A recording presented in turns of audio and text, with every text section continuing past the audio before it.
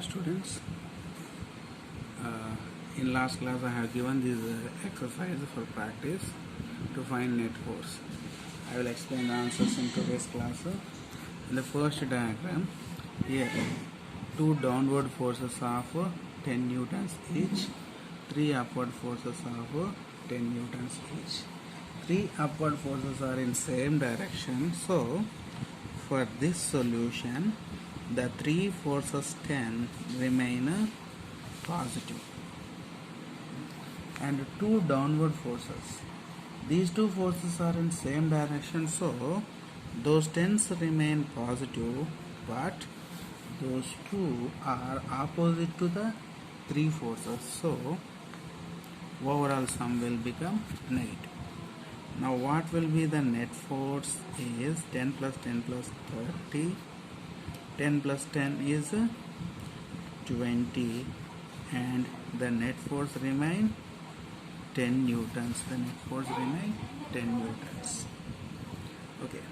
In the second problem, this time 100 newtons, this side 50 newtons. Both were in opposite direction, so it will be 100 minus 50 will be 50 newtons. Now the final one. Here you may get confused, but don't worry, observe carefully. Upward and downward forces. Two downward forces 50-50, two upward forces 50-50, so both are equal. So here we don't need to find out net force, we just cancel them. No need, enough, not enough. So not necessary. But horizontal forces, you see left side 100 newtons and the right side 30 newtons. When you see 100 and 30 are opposite in direction, the difference will be 70 newtons will be the net force. Okay, these are the solutions. Now in today's final class we are going to learn about effects of force.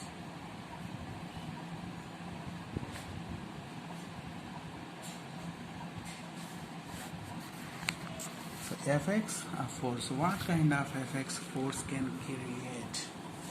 See, these effects of forces in different syllabuses in explained in a different number, but let us see how many will come after understanding this.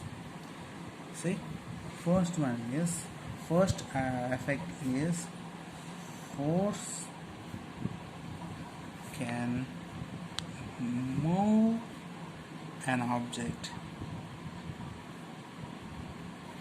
Force can move an object. That means the object which was at rest can be brought into motion. So to get it into motion we use this. And second, force can stop an object. Which object is already in motion can be stopped by the force. Force move an object, force stops an object. That's the second one. And the third one is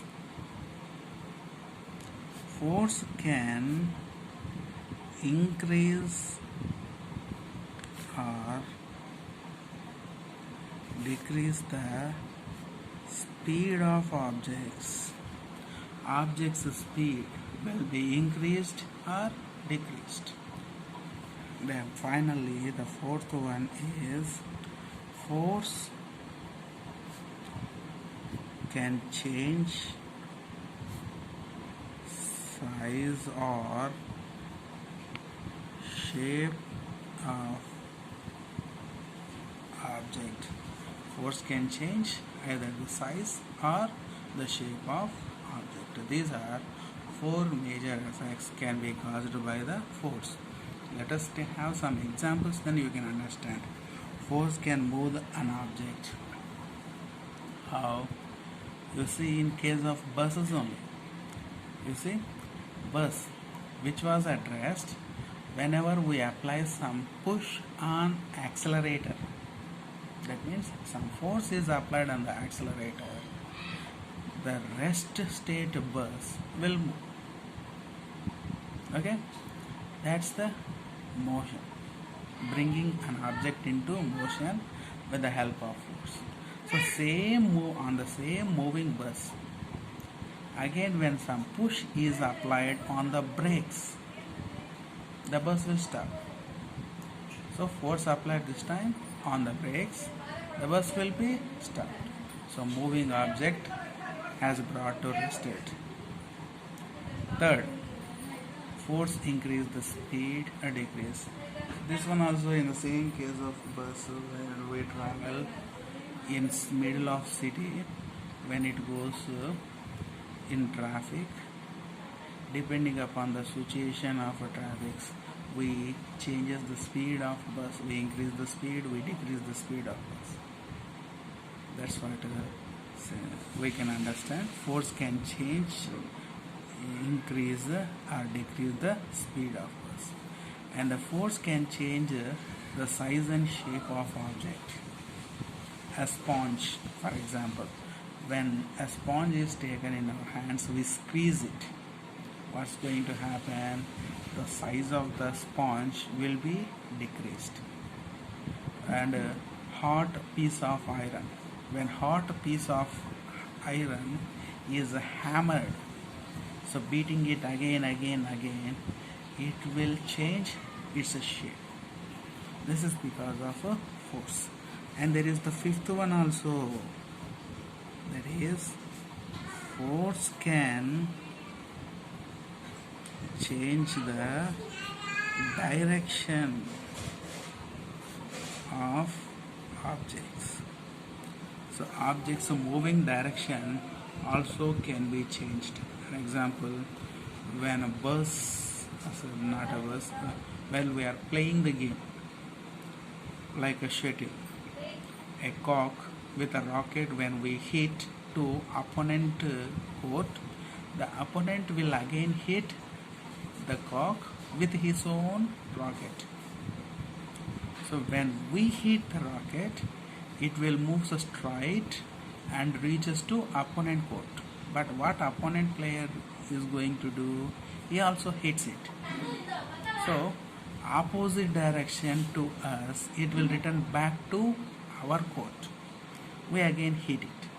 It will go to opponent. Opponent hits it. It will come back to our. So like this, applying push with a rocket, the cock will change its direction of motion continuously. So these are the effects of force. Okay, this is it. And finally, we have a definition called pressure. The final definition in this chapter, we have pressure. Pressure is none other than force per unit area. Simply, pressure can be measured like this: force by area. Force by area. It can be expressed, we know force is measured in newtons, area can be measured in square meters. So we can measure it in Newton per square meters. This can also be said Pascal. Newton per square meter can also be called as a Pascal. So like this we are going to measure this. So on particular surface area, so whenever on any surface the push is applied, we call it force. But among the surfaces, especially the particular surface where the particular area where the push is observed, that is going to be called pressure. See, the pressure is going to be affected with the terms both of force and area, especially area. So about this area, whenever we want to explain, I can give an example. You can take a knife. You see, knives generally we purchase and we observe in our kitchen. When you observe, one end it is sharpened, the other end it is blunt, widened. Which end you are going to use to cut fruits? Obviously, sharpened end. Why is the sharpened end is going to have the surface area is less. Sharp has less surface area, but blunt end is going to have more surface area.